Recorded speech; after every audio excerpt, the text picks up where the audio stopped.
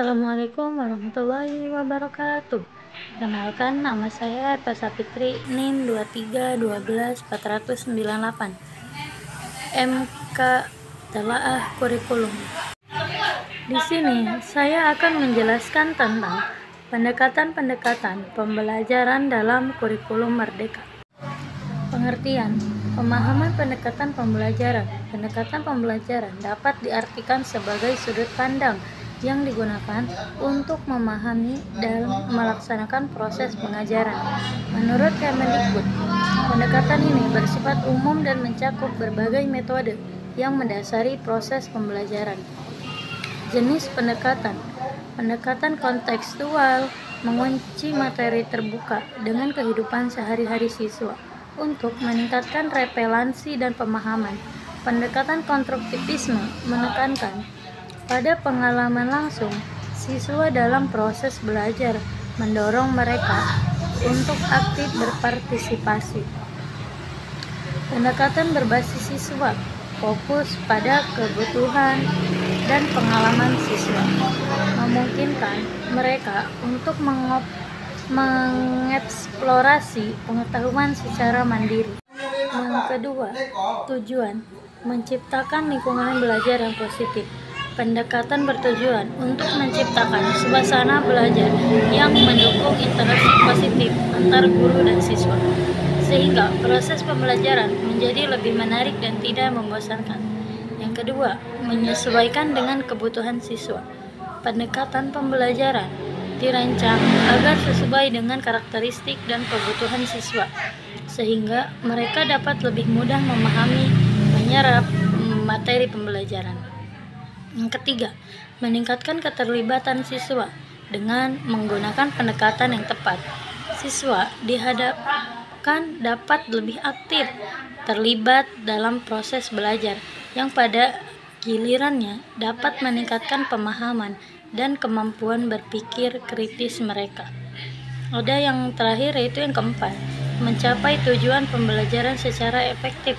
Pendekatan membantu guru dalam merancang strategi dan metode yang sistematik untuk mencapai tujuan pembelajaran secara efisien. Yang ketiga yaitu ada fungsi. Yang pertama, menciptakan lingkungan belajar yang kondusif.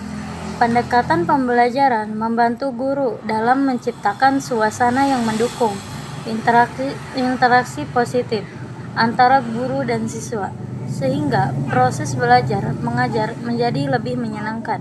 Yang kedua, menentukan strategi pembelajaran. Dengan pendekatan yang tepat, guru dapat memiliki strategi dan metode yang sesuai untuk mencapai tujuan pembelajaran yang telah ditetapkan. Pendekatan ini memungkinkan guru untuk merancang langkah-langkah pembelajaran secara sistematik dan sistemik.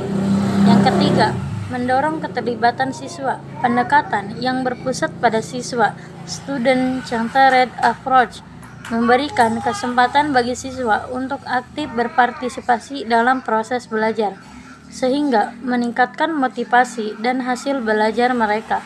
Yang keempat, evaluasi pembelajaran. Pendekatan juga berfungsi sebagai alat untuk menilai dan mengevaluasi hasil belajar siswa, membantu guru dalam memahami efektivitas metode yang digunakan. Yang kelima, menyesuaikan dengan berbagai gaya belajar. Pendekatan yang beragam memungkinkan guru untuk memenuhi kebutuhan belajar siswa yang berbeda-beda, sehingga setiap siswa dapat belajar sesuai dengan gaya dan kecepatan mereka masing-masing. Yang keempat, ada manfaat atau kelebihan. Pendekatan dalam pembelajaran berbagai manfaat yang signifikan, antara lain yang pertama yaitu ada meningkatkan keterlibatan siswa. Pendekatan yang berpusat pada siswa seperti pendekatan kolaboratif, konstruktivis mendorong siswa untuk aktif berpartisipasi dalam proses belajar. Ini membantu mereka mengembangkan keterampilan sosial dan kerjasama. Yang kedua ada relevansi dengan kehidupan nyata.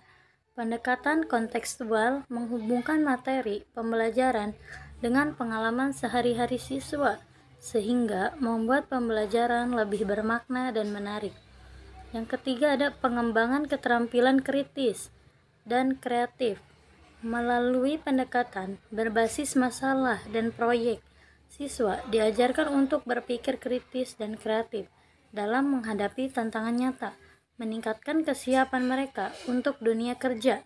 Yang keempat ada peningkatan pemahaman mendalam. Pendekatan konstruktivisme memungkinkan siswa membangun pengetahuan sendiri yang berkontribusi pada pemahaman yang lebih dalam dan retensi informasi.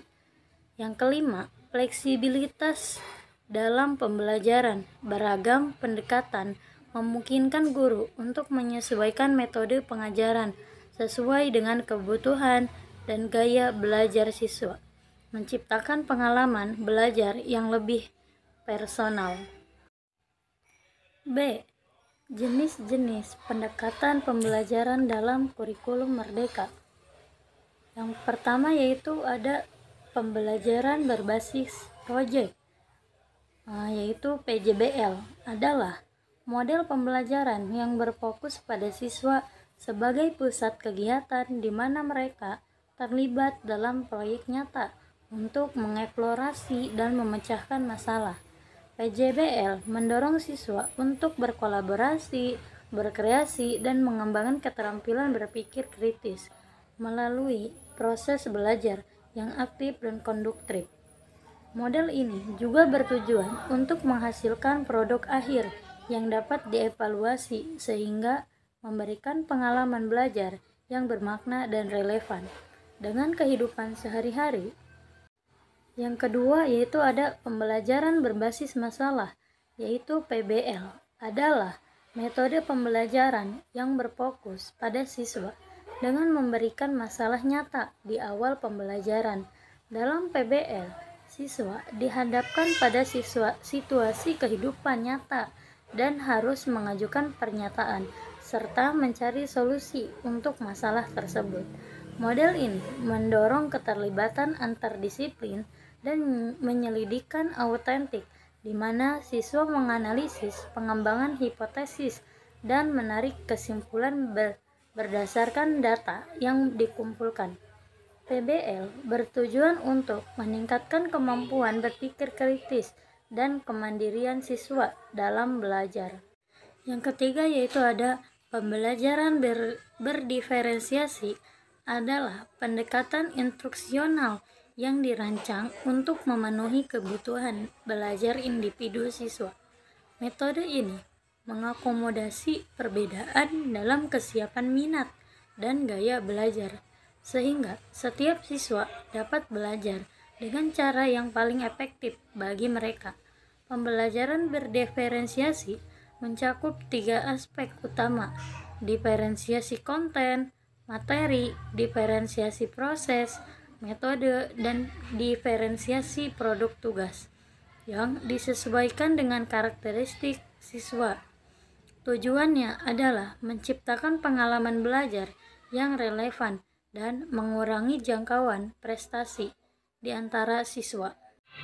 Yang keempat, ada pembelajaran berbasis inquiry adalah metode pembelajaran yang mendorong siswa untuk terlibat aktif dalam proses belajar melalui pertanyaan, penyelidikan, dan eksplorasi. Dalam model ini, siswa didorong untuk mengajukan pertanyaan, mengajukan hipotesis, dan menjadi bukti untuk mendukung temuan mereka. Pembelajaran inquiry bertujuan untuk mengembangkan keterampilan berpikir kritis dan analitis siswa, serta meningkatkan pemahaman mereka terhadap konsep-konsep yang dipelajari melalui pengalaman langsung dan kolaborasi dengan teman sebaya. Yang kelima yaitu ada pembelajaran sosial dan emosional adalah pendekatan pendidikan yang fokus pada pengembangan keterampilan sosial dan emosional siswa. Metode ini membantu siswa mengenali dan mengelola emosi, membangun hubungan yang sehat, serta mengambil keputusan yang bertanggung jawab. Bertujuan untuk meningkatkan kesadaran diri, empati, dan kemampuan berkolaborasi yang penting untuk kesuksesan di sekolah dan kehidupan sehari-hari.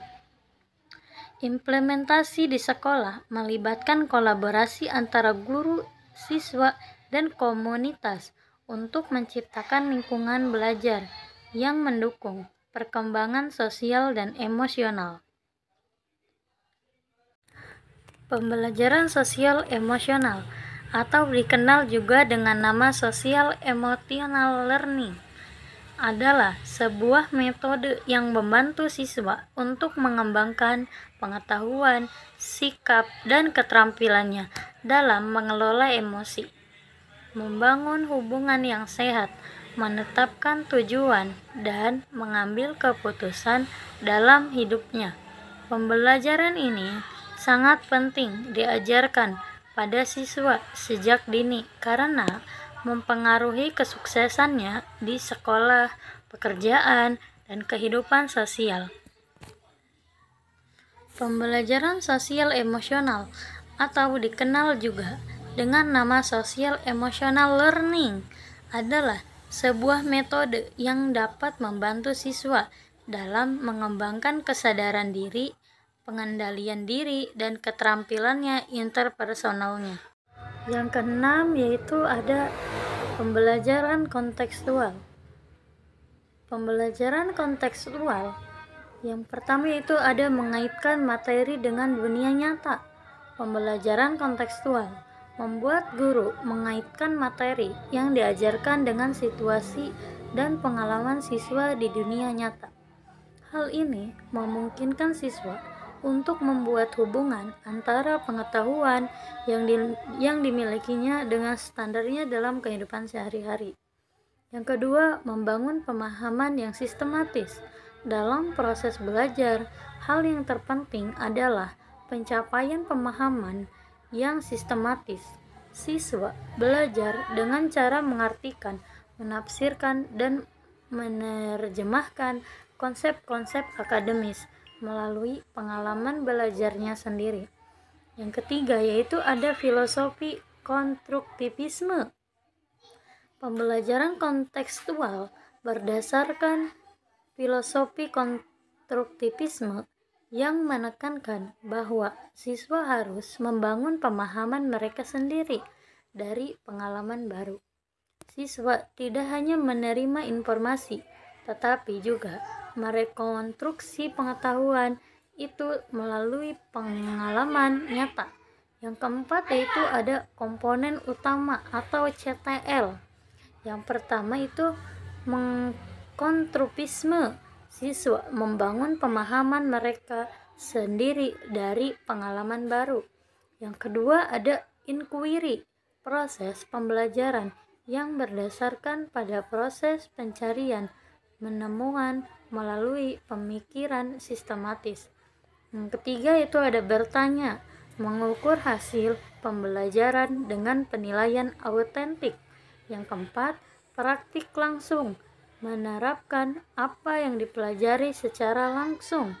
Yang kelima, yang terakhir itu ada refleksi, merefleksikan pengalaman belajar untuk perbaikan dan penyempurnaan strategi. Yang keempat, ada pembelajaran berbasis inquiry, adalah metode pembelajaran yang mendorong siswa untuk terlibat aktif dalam proses belajar melalui pertanyaan, penyelidikan, dan eksplorasi. Dalam model ini, siswa didorong untuk mengajukan pertanyaan, mengajukan hipotesis, dan menjadi bukti untuk mendukung temuan mereka. Pembelajaran inquiry bertujuan untuk mengembangkan keterampilan berpikir kritis dan analitis siswa, serta meningkatkan pemahaman mereka terhadap konsep-konsep yang dipelajari melalui pengalaman langsung dan kolaborasi dengan teman sebaya. Yang kelima yaitu ada pembelajaran sosial dan emosional, adalah pendekatan pendidikan yang fokus pada pengembangan keterampilan sosial dan emosional siswa. Metode ini membantu siswa mengenali dan mengelola emosi, membangun hubungan yang sehat, serta mengambil keputusan yang bertanggung jawab.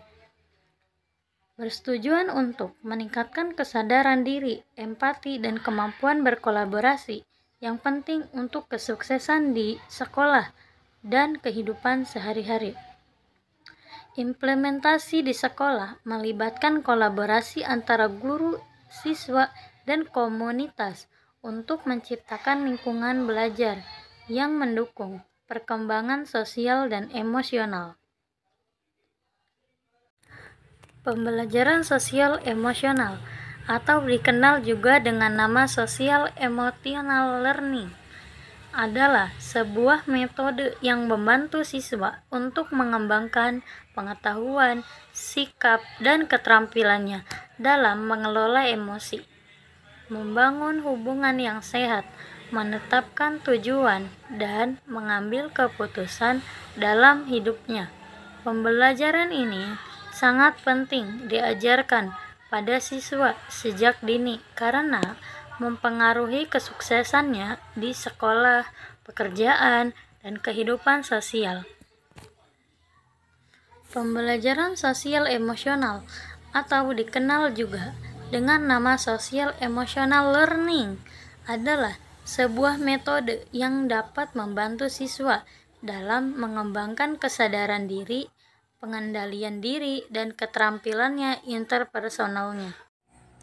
Yang selanjutnya yaitu ada pembelajaran campuran, blended learning. Dalam konteks kurikulum merdeka adalah pendekatan yang menggabungkan pembelajaran tatap muka dengan pembelajaran bold. Model ini memanfaatkan teknologi untuk menciptakan pengalaman belajar yang lebih fleksibel dan interaktif, memungkinkan siswa untuk belajar sesuai dengan kecepatan dan gaya belajar mereka sendiri. Dalam kurikulum merdeka, pembelajaran campuran bertujuan untuk mendukung siswa dalam merdeka belajar, berkolaborasi, dan mengembangkan keterampilan yang relevan dengan kebutuhan masa depan. Yaitu ada tantangan dalam menerapkan blended learning. Yang pertama ada bergantung pada teknologi. Yang kedua, memerlukan pengetahuan yang mumpuni tentang teknologi. Langkah-langkah metode blended learning. Jadi, sudah paham informasi tentang blended learning. Pengertian blended learning menurut para ahli pada dasarnya metode pembelajaran ini semakin terkenal seiring dengan penyebaran COVID-19 yang semakin meningkat. Wabah yang merebak bukan hanya di Indonesia, melainkan banyak negara di dunia tersebut membuat sekolah tidak bisa melaksanakan pembelajaran secara tatap muka. Dunia pendidikan memang sangat terkena dampaknya di mana peserta didik tidak bisa datang ke sekolah. Akibatnya, pembelajaran tempat terhenti karena guru tidak bisa menjelaskan materinya seperti halnya ketika di kelas. Namun, adanya metode blended learning ini bisa menjadi solusi dalam menerapkan pembelajaran daring atau pembelajaran jarak jauh. Supaya makin jelas, berikut ini pengertian metode pembelajaran blended learning menurut beberapa para ahli. Yang pertama, Tehran 2013, sebuah sistem campuran yang memadukan antara dua komponen supaya metode sekaligus. Perpaduan metode tersebut yaitu e-learning serta multimedia, sementara untuk pembelajaran yang diterapkan berupa kelas virtual, streaming video, teks, animasi online, dan lain-lain. Semua metode tersebut dihadirkan dengan metode pembelajaran tradisional yang terdapat di kelas. Yang kedua yaitu Graham 2005. Graham menjelaskan tentang blended learning dalam pengertian yang lebih sederhana. Ia menjelaskan bahwa ini merupakan sebuah. Yang ketiga, Mosa dalam Rusman 2011. Blended learning adalah berpaduan antara dua unsur utama. Kedua unsur tersebut yaitu belajar di kelas dan online atau pembelajaran dengan memanfaatkan jaringan internet dan berbasis website. Selain itu, terdapat beberapa teknologi media yang diterapkan, misalnya email, streaming video, kelas virtual, dan sebagainya. Yang keempat ada Dwi Yogo 2012. Sementara itu, Dwi Yogo menjelaskan jika model pembelajaran blended learning merupakan pembelajaran yang sifatnya gabungan atau campuran. Metode ini hadir dengan mencampurkan antara pembelajaran tatap muka dengan pembelajaran yang berbasis teknologi. Para siswa juga bisa mengakses dan mengikuti pembelajaran tersebut, baik secara online atau offline. Kemudian, model pembelajarannya mempunyai kesamaan dengan e-learning. Yang kelima, yaitu Allen dan Ure dalam Box dan Graham 2006. Kemudian, Bong dan Graham juga memberikan penjelasan terkait pembelajaran campuran. Menurut mereka, blended learning berfokus pada berpaduan antara strategi pembelajaran, perpaduan antara metode pembelajaran, kombinasi pembelajaran online atau tatap muka dengan menggabungkan berbagai strategi serta teknik mengajar dalam pembelajaran campuran. Diharapkan mampu membantu peserta didik mencapai target pembelajarannya secara maksimal. Meskipun mereka tidak harus datang ke sekolah, namun peserta didik tetap memperoleh bahan ajar, penjelasan, serta penyelesaian tugas secara optimal. Selanjutnya yaitu ada karakteristik blended learning. Kemudian, untuk beberapa karakteristik blended learning adalah seperti penjelasan berikut. Yang pertama ada menggabungkan beragam cara. Penyampaian karakteristik yang pertama, metode ini menggabungkan antara beragam model pembelajaran yang sifatnya konvensional atau offline dengan pembelajaran online. Sebenarnya, ini bukan metode baru, melainkan menjadi sebuah pelengkap dari metode belajar daring alias learning. Di dalam pembelajaran gabungan ini yang menjadi fokus utamanya yaitu pelajar diharapkan mampu belajar secara mandiri. Mereka juga harus memiliki tanggung jawab dalam mengikuti pembelajaran serta menyelesaikan apa yang menjadi tugasnya. Yang kedua, kombinasi pengajaran secara langsung. Metode blended learning juga merupakan pembelajaran yang berbasis komputer. Itu artinya dalam penerapannya harus memanfaatkan pendekatan teknologi dengan mengombinasikan berbagai sumber belajar tatap muka. Untuk media yang dipakai yaitu telepon seluler, komputer, video konferensi, dan sebagainya. Yang ketiga yaitu ada perpaduan antara cara mengajar dan gaya pembelajaran efektif. Dengan adanya metode pembelajaran gabungan, peserta didik akan semakin termotivasi untuk dapat melaksanakan berbagai aktivitas pembelajaran secara mandiri. Mereka juga bisa bertanya dengan mudah melalui forum diskusi, baik kepada guru maupun peserta didik lainnya. Yang keempat, guru dan orang tua mempunyai peran yang sama. Karakteristik berikutnya dari pembelajaran gabungan adalah guru serta orang tua mempunyai peran yang sama. Metode ini akan menjadi sebuah pilihan serta solusi terbaik untuk bisa meningkatkan efektivitas maupun efisiensi dalam aktivitas belajar mengajar. Daya tarik agar bisa berinteraksi dalam lingkungan belajar juga akan meningkat. Metode ini juga akan memberikan fasilitas pembelajaran yang bersifat sensitif, terutama tentang perbedaan terkait karakter psikologis. Selanjutnya yaitu ada manfaat blended learning. Setelah memahami karakteristiknya, sekarang ada manfaat yang bisa kamu peroleh dengan menerapkan metode pembelajaran gabungan. Beberapa manfaatnya yaitu yang pertama ada fleksibel. Tujuan penerapan metode blended learning adalah agar pembelajaran menjadi lebih fleksibel. Tentu saja ini berbeda jika kamu bandingkan dengan pembelajaran tradisional. Pada metode ini memungkinkan para peserta didik agar bisa belajar sesuai kecepatannya sendiri. Yang kedua, ada hasil belajar yang efektif. Gabungkan berbagai metode pengajaran dari blended learning sudah terbukti mampu meningkatkan hasil belajar para peserta didik.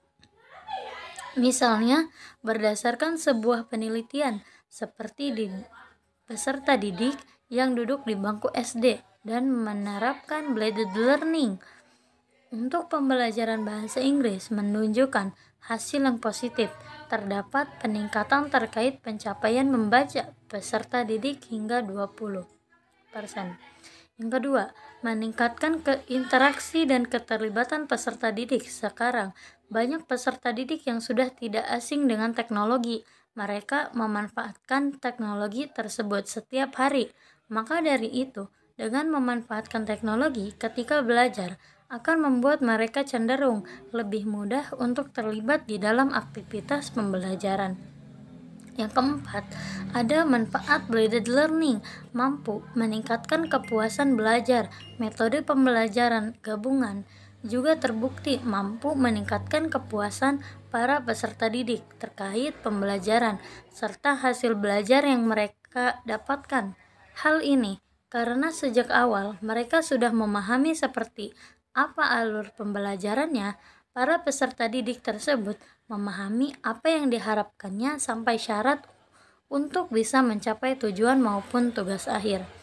Yang kelima, ada partisipasi peserta didik menjadi lebih aktif dalam pembelajaran berbasis offline atau tradisional.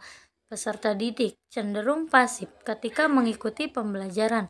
Salah satu alasannya karena pembelajaran yang berlangsung di kelas bersifat teacher-centered atau berpusat pada guru. Di sisi lain, kepasifan tersebut cenderung jarang kamu temukan pada blended learning. Peserta didik cenderung aktif dalam berpartisipasi dan mengikuti kegiatan pembelajaran. Yang terakhir, yaitu ada pembelajaran berbasis kompetensi. Dalam konteks kurikulum merdeka adalah sebuah pendekatan yang mengutamakan pengembangan kemampuan siswa untuk melakukan sesuatu dengan baik. Berikut ini adalah penjelasan lebih lanjut tentang konsep ini. Pengertian pembelajaran berbasis kompetensi. Pembelajaran berbasis kompetensi adalah model pembelajaran yang fokus pada pencapaian kompetensi siswa. Kompetensi di sini tidak hanya berarti pengetahuan tetapi juga keterampilan dan sikap yang diperlukan untuk menyelesaikan tugas atau masalah dalam berbagai konteks kehidupan. Mungkin hanya itu yang saya sampaikan.